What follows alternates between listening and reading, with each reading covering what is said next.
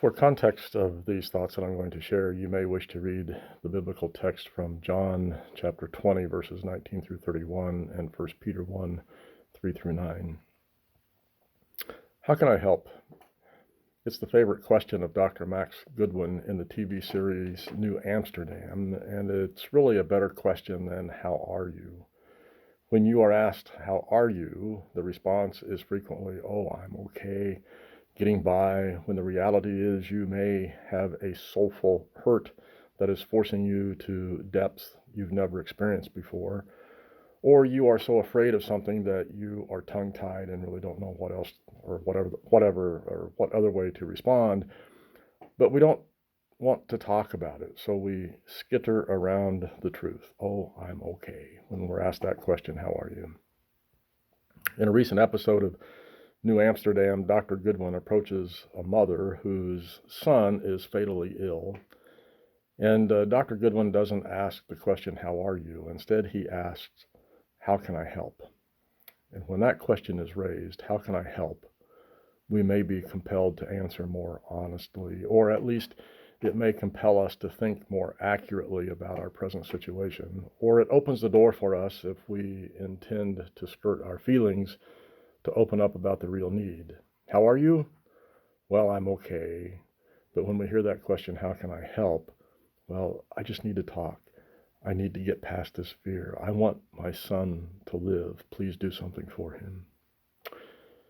The disciples, and I'm talking about the 11 disciples, minus Judas, the women and others who were in that group behind locked doors, who had locked themselves in a room for fear of the Jewish scripture, or for fear of the Jews, as the scripture reads. I wonder if it was really that they were afraid of the Jews. These folks locked in the room were also Jews, right? Their fear was, in my estimation, more about the leaders, the Roman Empire, those who had crucified the one they had been following. There was something beyond that locked door that could harm them, that could cause them deep pain, that had the potential to take others of their number, that had the potential to increase their grief. These people behind this locked door had been dealt a blow like none they'd experienced before. And as I read this account in the Gospel of John about these people gathering in fear behind a locked door, it reminded me of something. Can you guess? Well, here's a hint. A month or so ago, the governor of our state signed an order for us to stay at home, to remain inside. Other governors signed similar orders because there's a virus like none we've seen or known before that is looming beyond the doors that we shelter behind. We shelter behind these doors because of fear. And if we are totally honest, that's the reason that we are behind those doors. Fear that if we go out, we may contract the virus. Fear that if we go out and we are asymptomatic, we may transfer the virus. Fear that if we open our doors, the virus may come in. So is it an honest assessment that we are locked behind our doors, or maybe not locked, but behind our doors because of fear? Jesus, the one who had been with the disciples who were fearfully sheltering behind locked doors, appears in the midst of these fearful folks unannounced. Now, we might expect their fear quotient to increase significantly at that moment, but I sense from the story that the opposite happened. Jesus immediately says, peace be with you. And that tends to be a very calming statement. It has a calming effect.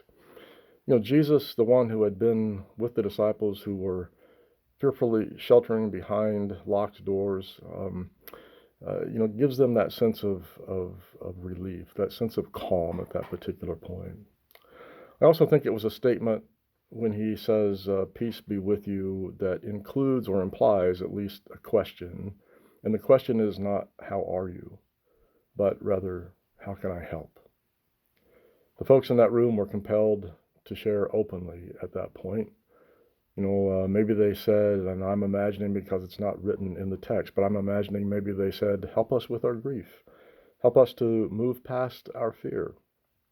Help us stay connected to the one we love so dearly who has been taken from us. Help us to find our way in the midst of chaos. Help us to find meaning out of this mess. Jesus listens and empathizes and acts, and he reveals to them that he is still present. Hear, see the scars in my hands, hear my voice, feel my presence. And then he does something that maybe we wouldn't want somebody to do to us right now, but he breathes on them. And another way to consider this is that he breathed into them. These powerless, scared, confused people at that moment received the breath of God. They were empowered. They were infused with Jesus. In essence, this appearance of Jesus was saying to them, I will no longer be present with you physically, but I'm present with you internally. What of me you breathe in can never be taken from you. And this is how I can help you, by giving of myself to you in a way that will allow you to experience my presence whenever you are in the midst of loss, in the midst of grief, in the midst of confusion, in the midst of fear. And there's more. When you breathe in, you have to breathe out. And so when you breathe out, disciples, Jesus was saying to them, you don't lose me. You simply share my breath with others around. You exhale what I have empowered you with into the lives of others. You will be able to empower others with power that I've given to you. You will be able to enter into the lives of others with the question, how can I help? And you can ease their burdens of loss and grief and confusion and fear. So how does this look? Like this, possibly. If you forgive another their sins, they are forgiven. You have been empowered to build the human enterprise, not with condemnation, but with the ability to lift others out of their pain, to lift others out of difficult human relationships, to lift others up into opportunities of collaboration and cooperation and corroboration, not for the building of self, the building up of self, but for the building of the human collective, for the building of the human enterprise. So there's still a piece of the story that's missing, right? It's Thomas. Thomas is an important character in this story, and we often refer to him as Doubting Thomas. But let's put this label aside for a moment. Maybe let's just let it go. Because is Thomas really doubting, or is he more so relishing what he experiences the others have received? You know, he observes their excitement. He wasn't with them when Jesus first appeared, and now he's back with them, and he observes their excitement. He notices something different about them. He realizes their fear is no longer controlling them. He experiences among and within them a new compelling motivation, and he desires it. He wants it. And that compelling motivation, I think, is their question, the other disciples, their question to Thomas, how can I help? And Thomas responds, show me what you have received. Help me receive it. Behind the doors of our sheltering places, Jesus appears. Now, I don't know how, I don't know when, I can't define that for you. I won't define that for you. But I'm confident it can happen, or will if it hasn't, and I can offer ways in which you might experience it, but don't for a minute think these are the only ways that you'll experience it, because it could be experienced in a number of ways. You might experience the presence of Jesus in a moment like this, when we are together virtually, and it may be an expression that I give, it may be something that you think about, or the word that you hear. You might experience the presence of Jesus in a very quiet and still moment, and maybe a muscle twitches, or you feel a brush on your skin that, why did that happen? Or maybe Jesus appears in the beauty of a sunrise or a sunset, or the intricacy of a snowflake, or the trill of a red-winged blackbird, and you fill in the blank. Your help has arrived at that point.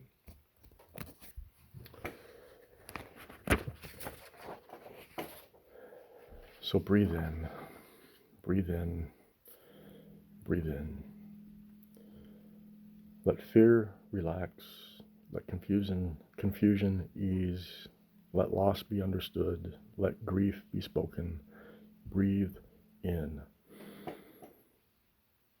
and be empowered, not in some self-help sort of way, but in a way that compels you then to breathe out, to express how the breath you have just taken has cleansed you in some way, and you want others to receive what you have received.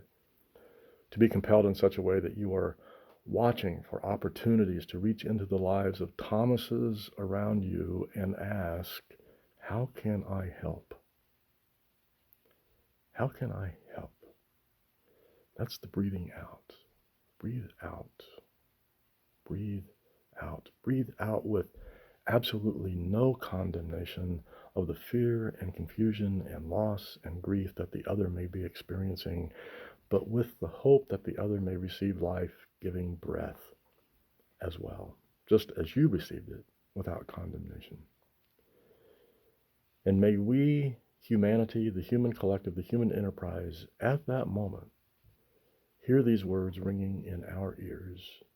You are receiving the goal of your faith, the salvation of your souls. Breathe in, breathe out.